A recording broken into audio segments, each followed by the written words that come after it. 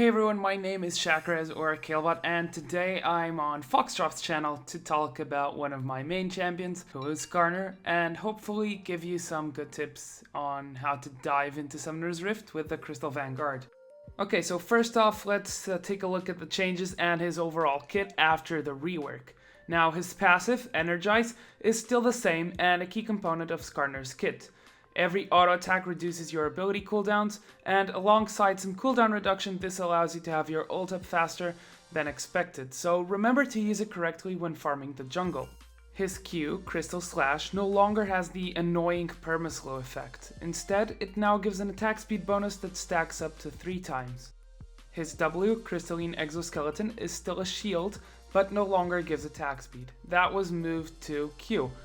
The movement speed boost is now better, but it takes up to 3 seconds to ramp up. His E, Fracture, is now a slow instead of being a heal mark.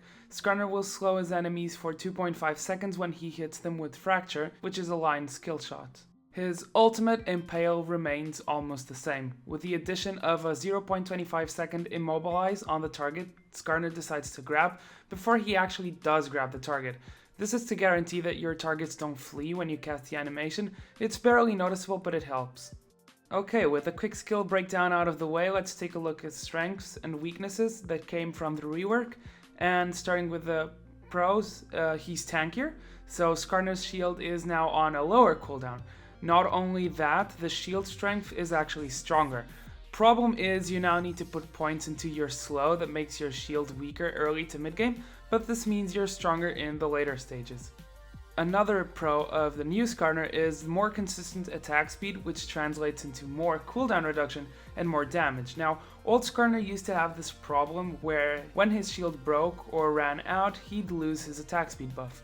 Being moved to the Q means that he can keep up the attack speed steroid while clearing the jungle or fighting. This ultimately means 2 things. 1. More DPS, and 2. Lower cooldown on abilities.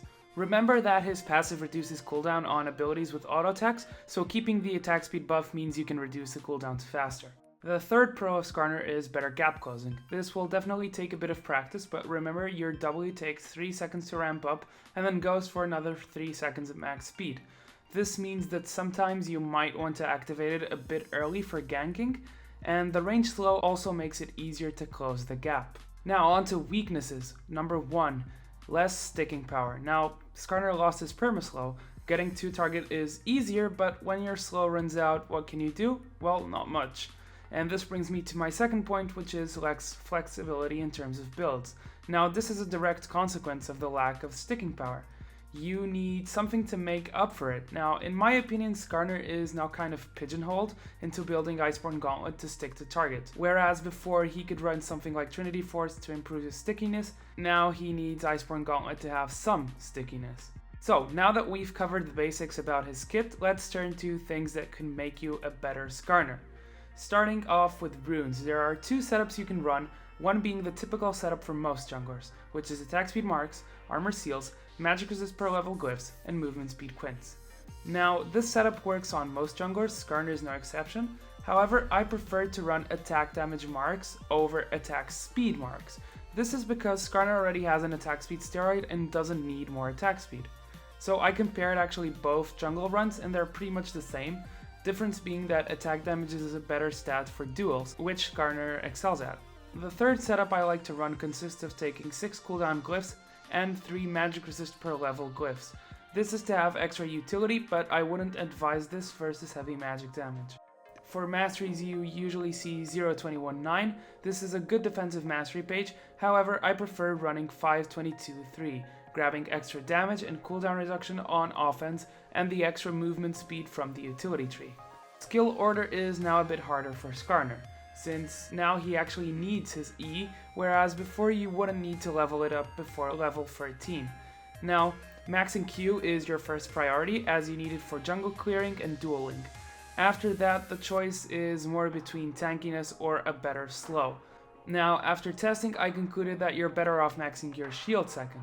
The extra tankiness and movement speed really help, and the overall level 1 slow is enough as it lasts for 2.5 seconds. Now then, onto the build, and this is where I see most people building Skarner wrong or in a less effective way.